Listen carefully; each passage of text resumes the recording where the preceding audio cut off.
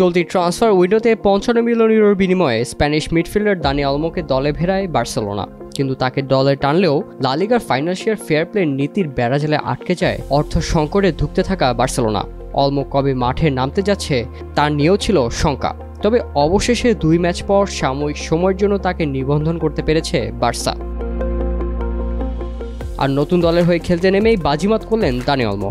বাংলাদেশ সময় ২৭ তারিখ দিবাগত রাতে লা লিগার রায়ো ভায়েকানোর মুখোমুখি হয় স্প্যানিশ জায়ান্ট বার্সেলোনা।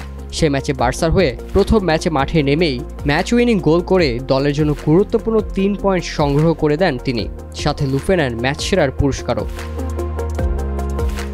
অথচ রায়ো ভায়েকানোর বিপক্ষেও বার্সার জার্সিতে মাঠে নামার সম্ভাবনা ছিল না অলমোর, তবে চোটে পড়ায় আন্দ্রেস ক্রিস্টেনসেনকে দীর্ঘমেয়াদের জন্য দলের বাইরে ঠেলে দেয়, যা দলের নতুন ফুটবলার নিবন্ধনের জন্য স্পেস ক্যাপ খালি করেছে। তবে এর আগে দানি অলমোকে রেজিস্টার করার জন্য ক্যাপ স্পেস ফাঁকা করতে ইকাই গুন্দোয়ান, ভিতর রকি ও মিকায়েল ফায়েকে ছেড়ে দেয় বার্সেলোনা, কিন্তু তাতেও অলমোকে জায়গা দিতে পারেনি ক্লাবটি। লা লিগার নিয়মনীতির আর্টিকেল ৭৭-এ বলা আছে, যদি কোনো দলে নিবন্ধিত ফুটবলার দীর্ঘমেয়াদী সময়ের জন্য চোটে পড়ে কিংবা মাঠের বাইরে থাকে, তবে তার জায়গায় ক্লাব নতুন খেলোয়াড় সংযোজন করতে পারবে। লা লিগায় পাঠানো এক মেডিকেল রিপোর্টে বার্সা জানিয়েছে ক্রিস্টেনসেন অ্যাকিলিস ইনজুরিতে পড়ার কারণে তিনি ৪ মাস মাঠের বাইরে থাকবেন।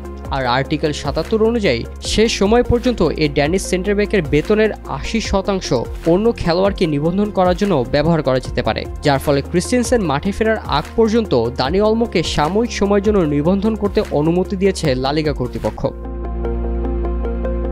সাময়িকভাবে নিবন্ধিত হলেও বার্সা তাকে স্থায়ীভাবে নিবন্ধন করতে সময় পাবে চলতি বছরের ৩১ ডিসেম্বর পর্যন্ত। এদিকে ট্রান্সফার উইন্ডোতে ভালো ব্যবসা করে দানি অলমো ও ক্রিস্টেনসেন দুইজনকেই স্থায়ীভাবে নিবন্ধন করতে পারবে বলে আশা বার্সা বোর্ডের।